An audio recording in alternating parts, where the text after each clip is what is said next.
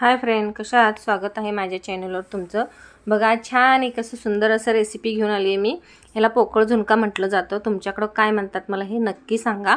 आणि हे बेसन पासून केले मी आणि खूप छान होतं। बघा, एक बाउल मी बेसन घेतले, जिरे, मोहरी आणि लसूण आणि कढीपत्ता घेतले आणि आपले बाकीचे सुद्धा मसाले आहेत। आणि इकडे कढई गरम करायला मी ठेवलेला आहे। एक वाटी म्हणजे एक बाउल जर आपण पीठ घेतलं तर भरपूर होतं पोकळ झुणका। आणि शक्यतो ह्या पोकळ झुणक्याला मेन म्हणजे जितकं लसूण आणि जिरं, मोहरी आणि कढीपत्ता तेवढं छान टेस्ट येतं। मेन तेच महत्त्वाचं असतं ह्या रेसिपीमध्ये। बघा, आता मी तेल गरम करून घेतले आणि नेहमीला भाजींना आपण जसं तेल घेतो ना त्यापेक्षाही थोडं जास्त तेल घालायचं असतं यामध्ये। बघा, आता छान असं लसूण भाजून घेऊया आपण। आणि आपले एक सबस्क्रायबर आहेत, त्यांनी मला रिक्वेस्ट केली होती की पोकळ झुणका ही रेसिपी दाखवा म्हणून। मी खास त्यांच्यासाठी ही रेसिपी शेअर करते। बघा, कोणीतरी आपल्याला एक रेसिपी आवडली आहे, छान होतं आपलं पदार्थ म्हणून रिक्वेस्ट करतं, त्यामुळे मी त्यांच्या खातर ही रेसिपी करते।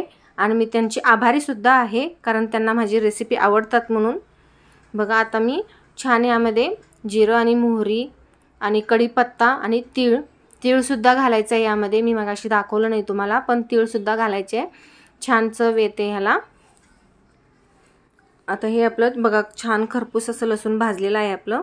ह्यामध्ये लाल शिमला मिरची पावडर घालायचं आहे आणि हळद घालायचं आहे। आणि आपला काय गरम मसाला असेल किंवा कोण पावभाजी मसाला सुद्धा वापरतात भाजीच्या फोडणीसाठी, तेही घातलं तरी चालतं। आणि हे आपलं घरगुती लाल तिखट चवीनुसार घालायचं आहे। आता हे छान आपण सगळं मिक्स करून घ्यायचं आहे। आणि आता बघा, आपण एक बाउल पीठ घेतले, त्यामुळे सव्वा बाउल म्हणजे एक बाउल परत थोडंसंच 25% पाणी वरती ह्यामध्ये आपल्याला घालायचं आहे। जास्त पाणी घालायचं नाही आहे। जेवढं कमी पाणी घालचिला ना तेवढं छान असं हे पोकळ होतं आणि 7 ते 8 दिवस टिकतं हे। फ्रीजला ठेवा किंवा नॉर्मली ठेवा। इथं आपण पाण्याचा वापर केला, इथं तुम्ही दूध सुद्धा घालू शकता। दुधानं सुद्धा खूप छान होतं आणि टेस्ट मस्त येते ह्याची। तुम्ही नक्की ट्राय करून बघा। आता हे बघा, मी सव्वा बाउल, ज्या बाउलनं पीठ घेतले त्याच बाउलनं मी सव्वा बाउल पाणी घातलेलं आहे। आता छान उकळी आलेली आहे आपल्या पाण्याला।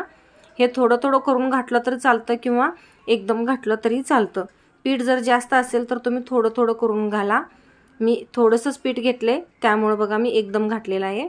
आता हे सगळं आपल्याला एकजीव करून घ्यायचं आहे। आणि ह्या स्टेपला आपण घाबरायचं नाही आहे की आपलं बिघडलं आणि सगळं असं मऊ होऊन बसलं म्हणून। हे जितकं फिरवेल आणि जितकं त्याला असं कंटिन्यू फिरवत राहील आपण तेवढं सुक्क होत जातं ते। आणि आता ह्याला बघा आपण, बघा मी 5 मिनिटांनी परत आणि फिरवायला चालू केलेले आहे। हे बघा, जरा सुद्धा आपल्या पळीला लागलेलं नाही। आणि हे 5 मिनिटासाठी मीडियम फ्लेमवर वाफवून घ्यायचं आहे छान असं। बघा, आता मी छान असं वाफवून घेतलेलं आहे, जेणेकरून त्यातला पाण्याचा अंश सगळा गेला पाहिजे। बघा, पूर्ण मऊ झालेला आहे हे, पाण्याचा अंश पूर्णतः गेलेला आहे। आणि पूर्णपणे थंड झाल्यानंतरच मग आपल्याला पुढचं प्रोसेस करायची आहे याची। आणि जर कोण चॅनलला नवीन असेल तर लाईक, शेअर आणि सबस्क्राईब करून घ्या। बघा, मी गॅस ऑफ केलाय आणि आता हे थंड होण्यासाठी मी ठेवून देणार आहे।